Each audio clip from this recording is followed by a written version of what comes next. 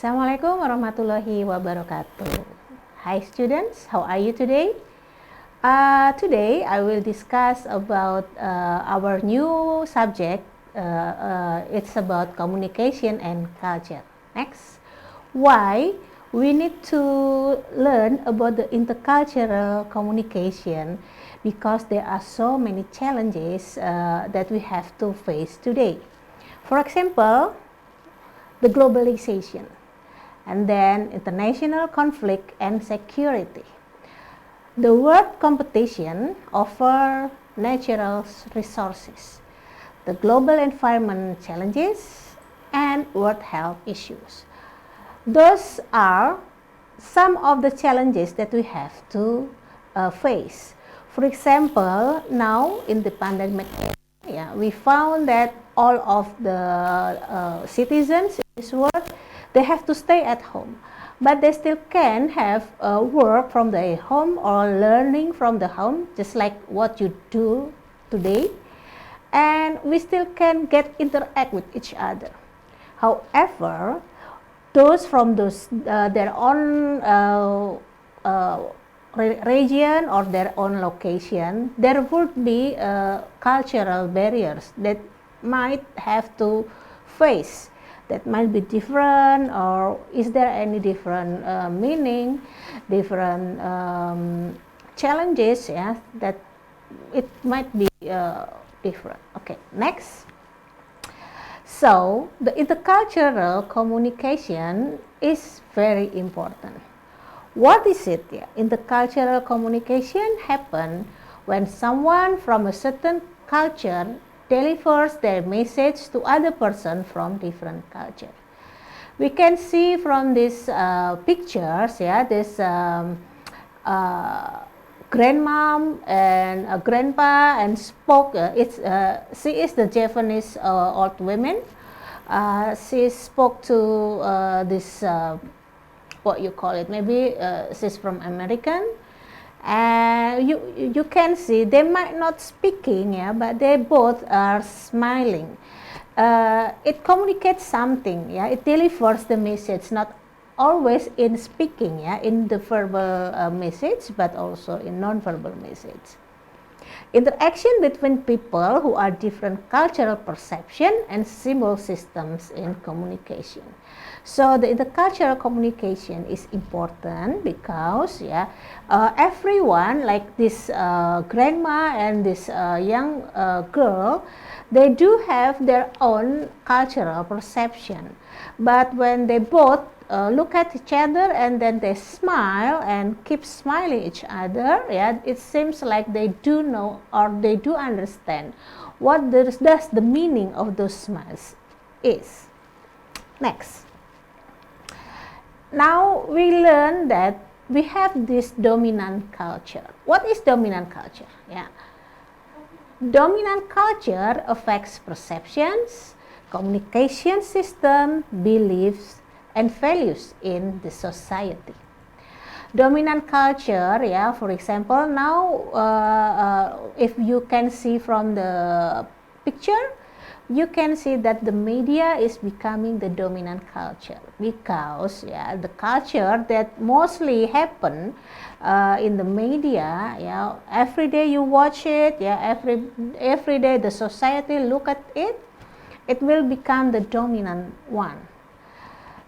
Dominant culture has power and control, yes, because they can show the direction, yeah, which part of the trend that will be becoming a trend for the global era, yeah.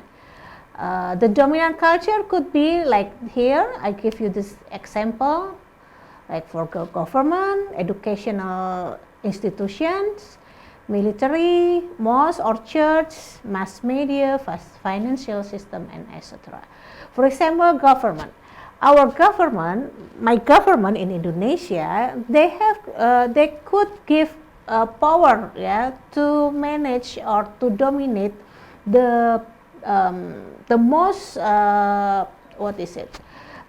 Daily activities, yeah, or our government regulate, yeah, their daily activities like now, yeah, we have to wear masks during the pandemic, or we have to make sure that in the society there will be the health protocol should be applied, for example, like that.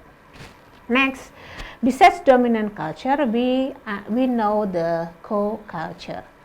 What is co-culture? Co-culture, yeah, although there is a dominant culture in a society, but it's not the only culture that exists. There are also co-culture. What is it? Yeah, co-culture is a group of social communities that have communication characteristics. Yeah. They might have a different way in speaking. They might have different language they spoke. Yeah. They have different sides of perception, how to perceive something. They have different values, beliefs, and their different practice from dominant culture. It's called co-culture. The co-culture affiliation can be seen based on the race, ethnic background, gender, age, and etc. For example, now in Yogyakarta, our dominant culture is Javanese culture, especially Jogjanese, or Central Java culture. However, not all Javanese are from the Central Java. Even though the Central Java, we do still have co-culture like Banyumasan or Jawa Timuran, or the other places who still spoke in Javanese, but they have a certain way in speaking and language and dialect, for example.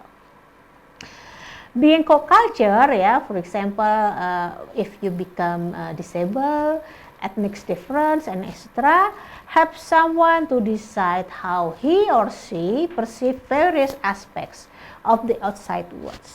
It means, when you are becoming the part of the culture, you are not the culture, but you are the co-culture.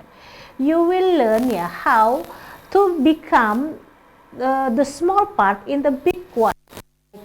Maybe you are only the minority ethnics in your area, for example, so you will more aware of when you need to do something, or you want to discuss, or you want to talk something with someone else from the dominant culture.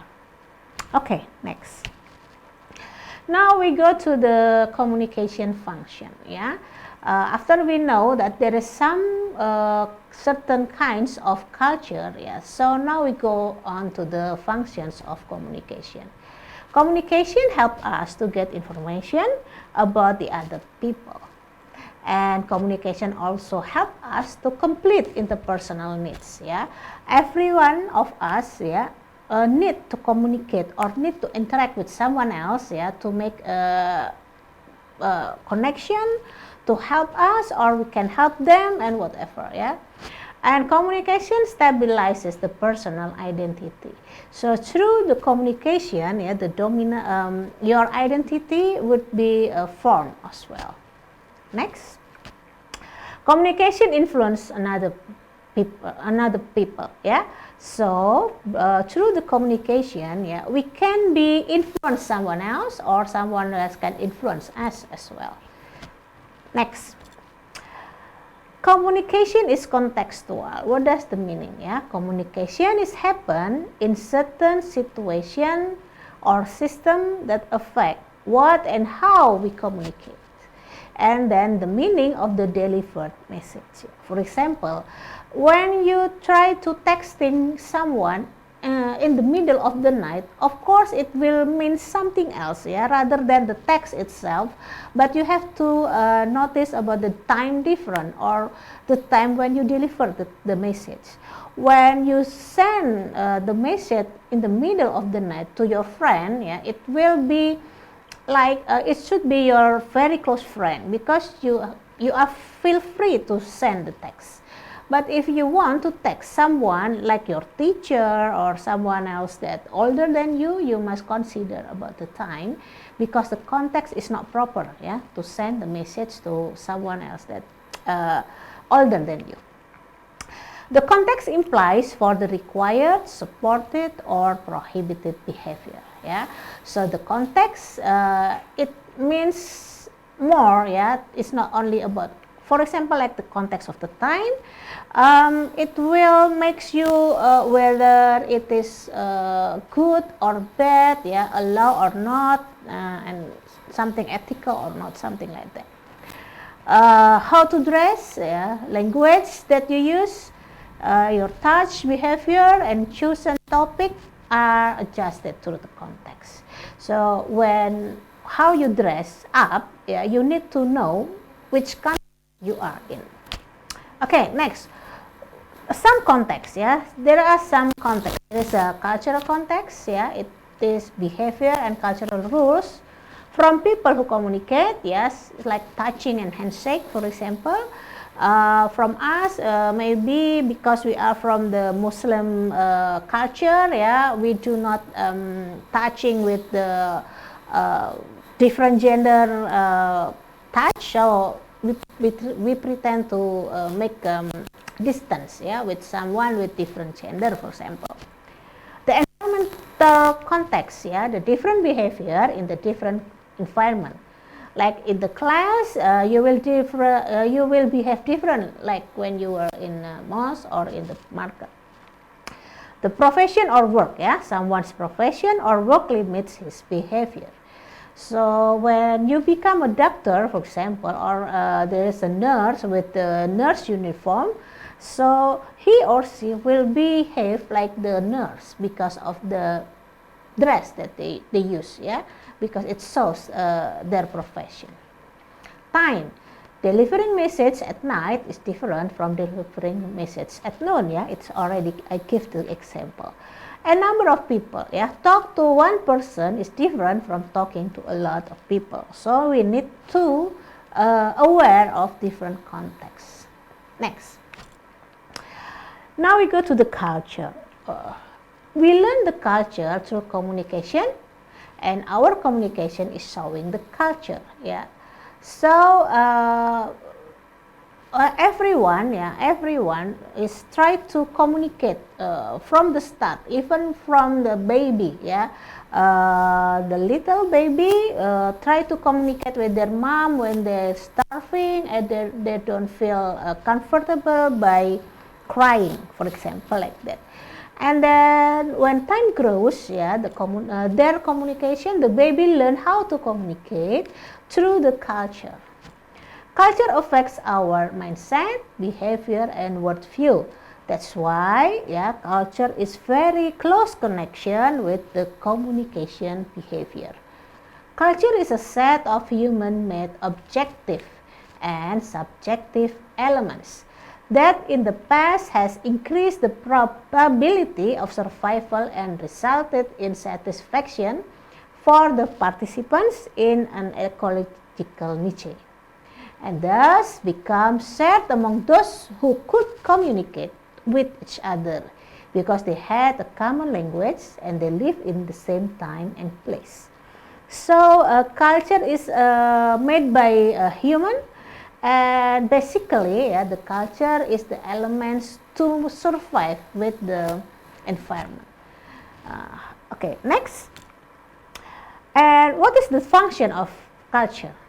It enhances the adaptation of members of the culture to the ecological environment, including knowledge that must have been possessed in order to work optimally in social environment. Therefore, we need to understand, yeah, which culture, yeah, we are talking with someone else, or which culture we are live with, because it is the basic knowledge that make us can interact and can be adapt, yeah, with our environment. The cultural elements including the history, religion, values, social organization, and language. Therefore, yeah, for this subject, we discuss about intercultural and also interreligion communication, because religion also shape our culture and our behavior. Next, one more. Now, cultural characteristic. There are so many characters. Culture is learned. Yeah, everyone learn the culture, and then culture is divided. Yeah, culture is habit practiced by the members of the culture, then acceptable in that culture. So firstly we learn about the practicing, and then whether our behavior is can be accepted by the environment of that culture itself.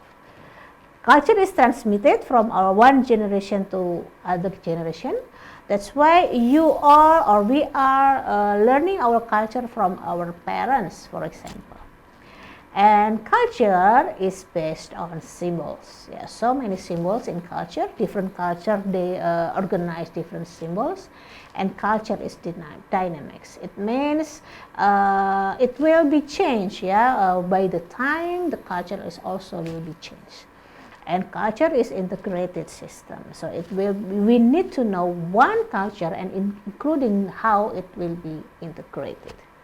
Okay, I think that's all for today's video learning, and then you may learn about the other examples from the different culture and how culture will be influence our communication behavior. Thank you. Assalamualaikum warahmatullahi wabarakatuh.